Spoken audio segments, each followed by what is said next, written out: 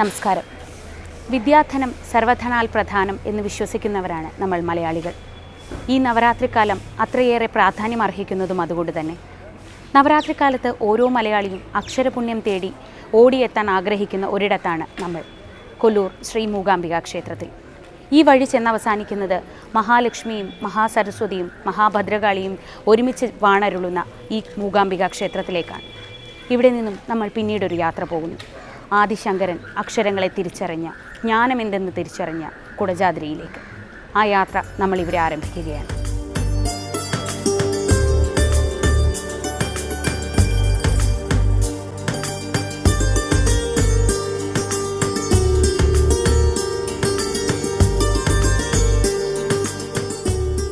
മംഗലാപുരത്തു നിന്നും 140 കിലോമീറ്റർ അകലെയാണ് കൊല്ലൂർ മൂകാംബിക ക്ഷേത്രം. കർണാടകയിലെ ഉടുപ്പി ജില്ലയിൽ കുടജാദ്രി മലയുടെ മടിത്തട്ടിലാണ് കൊല്ലൂർ എന്ന ഗ്രാമം സ്ഥിതി ചെയ്യുന്നത്. മൂകാംബിക ക്ഷേത്രത്തിലൂടെ കുടജാദ്രിയിലേക്കുള്ള വഴിയിൽ നമ്മൾ ആദ്യം പരിചയപ്പെടേണ്ട ഒരിടമാണിത്. ഇത് സൗപർണിക തീർത്ഥം. കുടജാദ്രിയിൽ നിന്നും ഒഴുകിയെത്തുന്ന ഈ പുണ്യതീർത്ഥം ഒരിക്കലും പറ്റാറില്ല. ഇവിടെ കുളിച്ച് സ്വയം ആത്മശുദ്ധി വരുത്തിയ ശേഷമാണ് ഭക്തർ മൂകാംബികാ ദേവിയെ കാണാൻ പോകുന്നത്.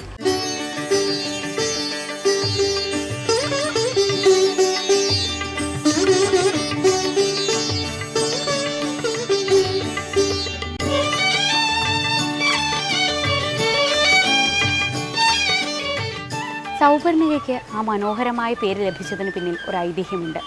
ദേവിയുടെ ഉറച്ച ഭക്തനായിരുന്ന സുപർണ എന്ന ഗരുഡൻ ഈ നദിക്കരയിൽ തപസ് ചെയ്തു. തൻ്റെ മാതാവ് വിനുതയുടെ ദുഃഖങ്ങൾക്ക് അറുതി വരുത്താനായിരുന്നു സുപർണയുടെ തപസ്. ദേവി സുപർണയ്ക്ക് മുന്നിൽ പ്രത്യക്ഷപ്പെട്ടപ്പോൾ ആ ഭക്തൻ ഒരാവശ്യം കൂടി ഉന്നയിച്ചു. ഈ നദി ഇന്നു മുതൽ തൻ്റെ പേരിൽ അറിയപ്പെടണം. അങ്ങനെ സുപർണ തപസ് ചെയ്ത നദിക്കര പിന്നീട് സൗപർണിക എന്നറിയപ്പെട്ടു. സൗപർണികയിലെ സ്നാനം എല്ലാ ക്ഷീണവും അകറ്റുന്ന ഒന്നാണ്.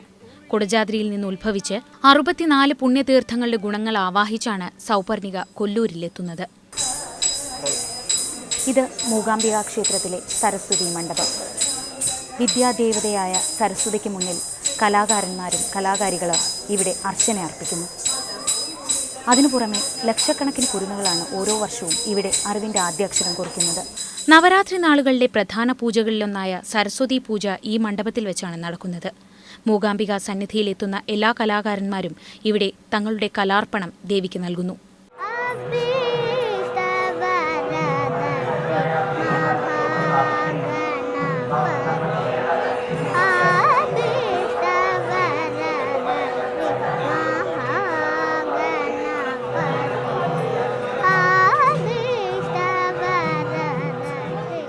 വർഷത്തിൽ 365 ദിവസവും ഇവിടെ വിദ്യാരംഭം കുറിക്കാമെന്നൊരു പ്രത്യേകത കൂടിയുണ്ട്.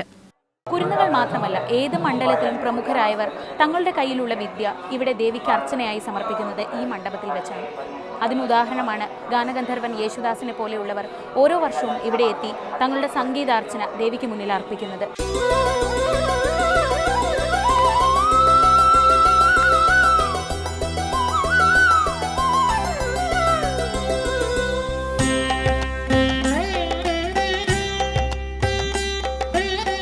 ഏതാണ്ട് 1200ഓളം വർഷങ്ങൾക്ക് മുൻപാണ് കൊല്ലൂരിൽ മഹാദേവിയുടെ പ്രതിഷ്ഠ നടത്തിയതെന്നാണ് വിശ്വാസം. ആദിശങ്കരൻ തൻ്റെ മനസ്സിൽ തെളിഞ്ഞ രൂപത്തിൽ ദേവിയെ ഇവിടെ പ്രതിഷ്ഠിക്കുകയായിരുന്നു അത്രേ. അതിനു മുൻപ് സ്വയംഭൂവായി ഇവിടെ ഒരു ജ്യോതിർലിംഗമുണ്ടായിരുന്നു. ഇപ്പോഴും ദേവീ വിഗ്രഹത്തിന് മുന്നിൽ ഈ ജ്യോതിർലിംഗം കാണാം. ശ്രീകോവിലിനകത്തെ സ്വയംഭൂവായ ജ്യോതിർലിംഗത്തിൽ ഒരു സുവർണരേഖയുണ്ട്. ഒരു വശത്ത് ബ്രഹ്മ വിഷ്ണു മഹേശ്വരന്മാരും മറുവശത്ത് സരസ്വതി ലക്ഷ്മി പാർവതിമാരും സ്ഥിതി ചെയ്യുന്നുവെന്നാണ് വിശ്വാസം. ശിവശക്തി എന്ന് പറഞ്ഞാൽ സ്വയംഭൂവായിട്ടാണ്. സ്വയംഭൂ മധ്യത്തിൽ സുവർണരേഖ ഉണ്ട്. ഇടത്തെ വശം ശക്തിഭാഗം, വലത്തെ വശം പുരുഷഭാഗം. ഇടത്തെ വശത്ത് കാളി ലക്ഷ്മി സരസ്വതി, വലത്തെ വശത്തിൽ ബ്രഹ്മാവിഷ്ണു മഹേശ്വരി. ഇങ്ങനെ 33 കോടി ദേവന്മാരുടെ ശക്തി വന്നായിട്ട് ശ്രീചക്ര ബിന്ദു സ്വരൂപത്തിലാണ് ഇവിടെ അമ്മ ഉദ്ഭവം. അതിൻ്റെ ശേഷം ആദിശങ്കരരെ ഇവിടെ തൊഴാൻ വന്നിട്ട് ആ സ്വയംഭൂലുള്ള രൂപം, അമ്മയുടെ സ്വരൂപം എങ്ങനെയെന്ന് അദ്ദേഹത്തിന് പ്രത്യക്ഷം പെട്ടു. ആ രൂപമാണ് ശ്രീചക്ര യന്ത്രം എഴുതിയതിൻ്റെ മുകളിൽ പ്രതിഷ്ഠാപിച്ചത്. ആ പൂജ ഒക്കെ നടക്കുന്നത് സ്വയംഭുക്കാണ്. തിരുവാഭരണ ചാർത്തി അലങ്കാരം ചെയ്യുന്നത് ശങ്കരാചാര്യ പ്രതിഷ്ഠിച്ച വിഗ്രഹത്തിനാണ്. അത് ആ സ്വയംഭൂല് അമ്മയുടെ സ്വരൂപം എങ്ങനെ ഉണ്ടെന്ന് ശങ്കരാചാര്യയ്ക്ക് പ്രത്യക്ഷപ്പെട്ട രൂപമാണത്.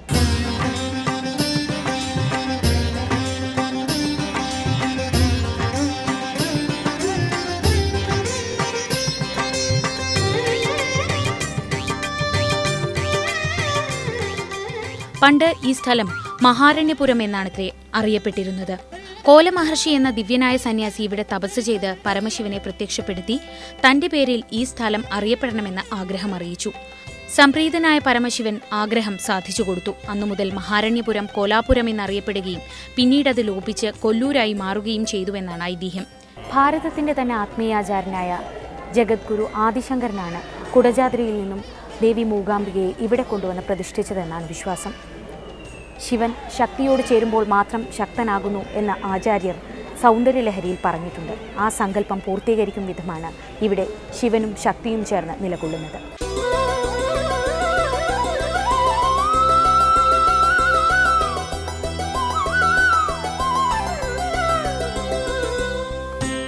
ശ്രീകോവിലിന് തൊട്ടുപിറകിലായി ശങ്കരപീഠം സ്ഥിതി ചെയ്യുന്ന ഒരു മുറിയുണ്ട്. ദേവിയെ പ്രതിഷ്ഠിക്കേണ്ടത് എങ്ങനെയെന്നറിയാൻ 1 വർഷം ആചാര്യർ ഇവിടെ തപസ് ചെയ്തു അത്രേ. പിന്നീട് ദേവി തന്നെ തന്റെ രൂപം ആചാര്യർക്ക് മുന്നിൽ കാണിച്ചു കൊടുത്തു. ആ രൂപമാണ് ഇവിടെ പ്രതിഷ്ഠിക്കപ്പെട്ട വിഗ്രഹം.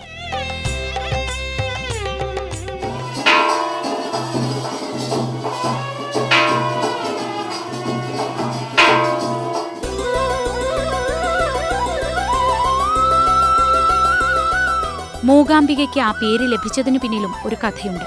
കംഹാസുരൻ എന്ന അസുരൻ പരമശിവനെ പ്രത്യക്ഷപ്പെടുത്താൻ കഠിന തപസ് തുടങ്ങി. കംഹാസുരന് വരം നൽകിയാൽ അത് ദേവലോകത്തിന്റെ തന്നെ നാശത്തിന് കാരണമാകുമെന്ന് മനസ്സിലാക്കിയ ദേവകൾ ആദിപരാശക്തിയെ സമീപിച്ചു. ദേവി അസുരനെ മൂകനാക്കി മാറ്റുകയും പരമശിവൻ പ്രത്യക്ഷപ്പെട്ടപ്പോൾ വരം ചോദിക്കാനാവാതെ പോവുകയും ചെയ്തു. അന്നുമുതൽ കംഹാസുരൻ മൂകാസുരൻ എന്നറിയപ്പെട്ടുവത്രേ. എന്നാൽ കോപം കൊണ്ട് ജ്വലിച്ച അസുരൻ സർവവും നശിപ്പിക്കാൻ തുടങ്ങി. ആദിപരാശക്തി തന്നെ മൂകാസുരനെ വധിക്കാൻ ഒരുമ്പെട്ടു. അങ്ങനെ ദേവി മൂകാംബികയായി മാറി.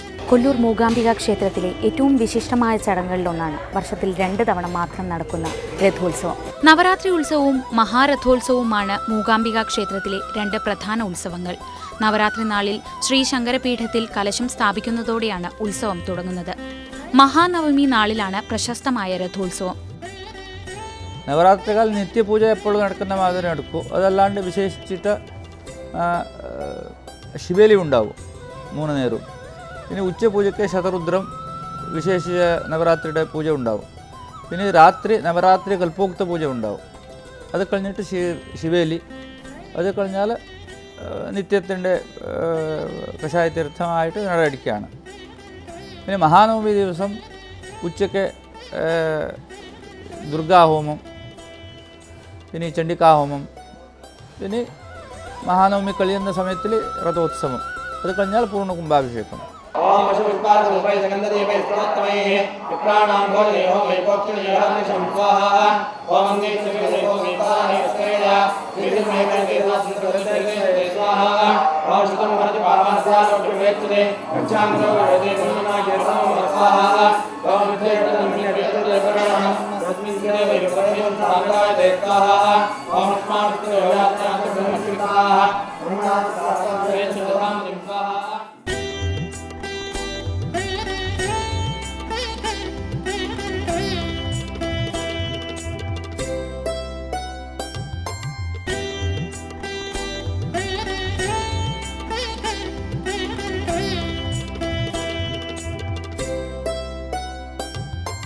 ശ്രീ മഹാകാളിയുടെയും മഹാലക്ഷ്മിയുടെയും മഹാസരസ്വതിയുടെയും പൂർണ്ണ ചൈതന്യം ഉൾക്കൊള്ളുന്ന വിധത്തിലാണ് ശ്രീ മൂകാംബികയെ കൊല്ലൂരിൽ പ്രതിഷ്ഠിച്ചിട്ടുള്ളത്.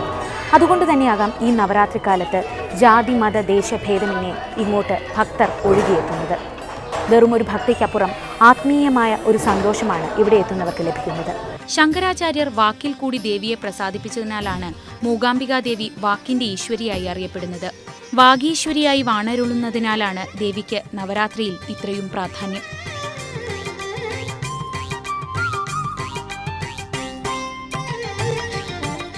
ഭാരതീയ സങ്കല്പമനുസരിച്ച് അമ്മയാണ് ഏറ്റവും വലിയ ദൈവസങ്കല്പം.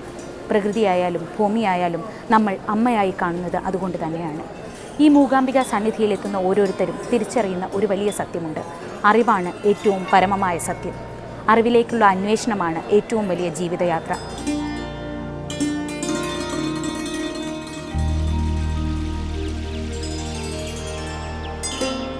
കുടജാദ്രി മലയിലാണ് ശ്രീ മൂകാംബികാദേവിയുടെ മൂലസ്ഥാനം. സമുദ്രനിരപ്പിൽ നിന്നും 7000-ഓളം അടി ഉയരത്തിൽ സ്ഥിതി ചെയ്യുന്ന സർവജ്ഞപീഠവും കുടജാദ്രിയിലെ അനിർവചനീയമായ അനുഭവമാണ്. അവിടേക്കാണ് ഇനി നമ്മുടെ യാത്ര.